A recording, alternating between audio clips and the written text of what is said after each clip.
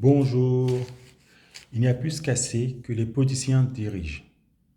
Il est temps, paysans, militaires et prêtres, que vous dirigez la France. Les politiciens sont contre l'épargne. Il y a trop d'argent qui dort. Selon eux, la sagesse n'est pas une vertu, mais une folie. Ce qu'ils souhaitent, c'est qu'on soit dépendant de crédits endettés. Alors en vérité, la sagesse est une vertu. Exemple, si je n'avais pas mis de l'argent de côté en cas d'imprévu, comme mes pneus crevés, j'aurais dû faire un crédit et je serais à découvert. Au lieu de payer mes pneus de 500 euros, j'aurais payé mes pneus plus de 700 euros. Car les crédits prennent énormément de taux d'intérêt. Taux pour les frais de dossier, taux pour les vols, taux pour les décès, taux pour les licenciements, taux pour X, etc. En additionnant ces taux, cela fait 30%. Sur un prélèvement mensuel de 100 euros, vous remboursez 70 euros et 30 euros de taux. Il vous faudra environ 7 mois pour rembourser 500 euros. Entre-temps, le crédit s'est fait dans sa poche 210 euros. Votre nœud qui vous a coûté 500 euros vous viendra plus de 700 euros sans compter les frais de découvert bancaire. Et c'est pour cela j'évite de faire de crédit. Il est préférable de mettre de l'argent de côté en cas d'imprévu.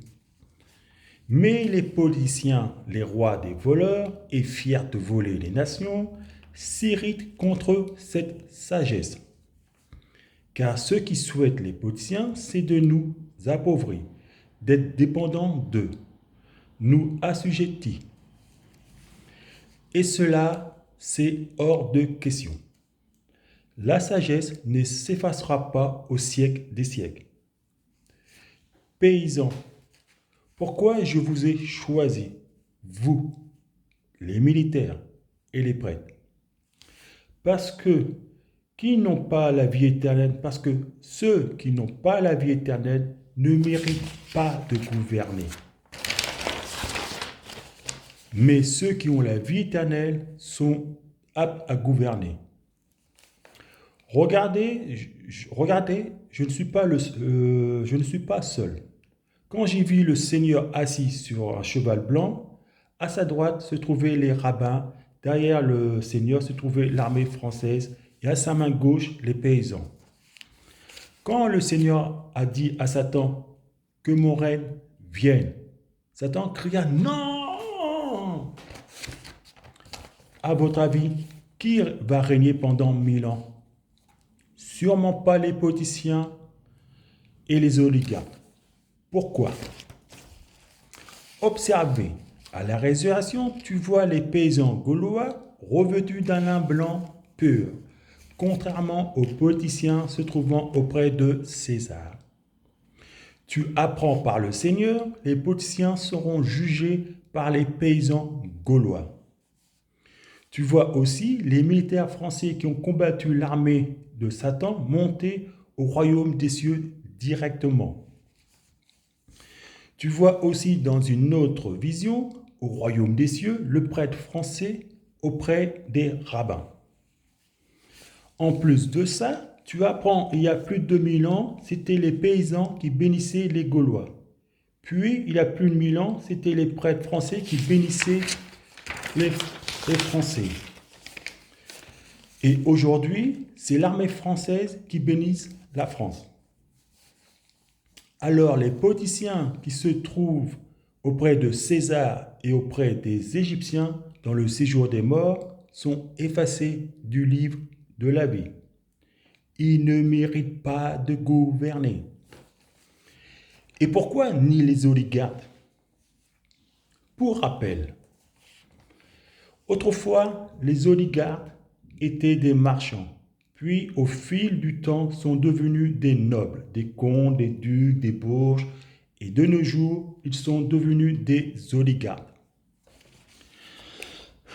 Quand Dieu ressuscita les Anglais et les Anglaises, même s'il n'y a ni homme ni femme, mais on peut les distinguer par leur comportement. Vous apprenez par le Seigneur, depuis plus de 1000 ans, les Anglais tiraient les ficelles dans l'ombre. Vous apprenez que ce sont eux, ces 7 bourges, qui ont déclenché la guerre de 100 ans, qui ont organisé la Révolution française, qui ont déclenché de nombreuses guerres civiles, qui ont fait chuter le général de Gaulle car il était contre le capitalisme et l'OTAN. Maintenant, comprenez pourquoi il est préférable que c'est vous qui gouvernez. Car les paysans, les militaires et les prêtres ne courent pas après l'argent, contrairement aux politiciens et aux oligarques.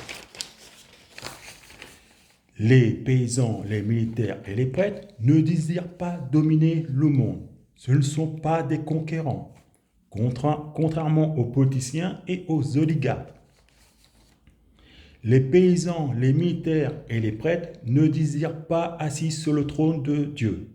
Contrairement aux politiciens et aux oligarques, ils se voyaient assis sur le trône de notre Père. Pourquoi, pendant 1000 ans, il n'y a plus de guerre, à tel point que les élèves ne croient pas ce que les profs disent? Au fil du temps, cela va sembler improbable. Parce que, depuis toujours, et vous le saurez, c'était les faux prophètes et les marchands qui déclenchaient les guerres. Je ne serai pas du tout choqué si j'apprends plus tard la guerre de l'Ukraine venait des oligarques sectes anglaises qui ont voulu cette guerre avec ces faux prophètes. Et surtout, n'oubliez pas que Dieu existe.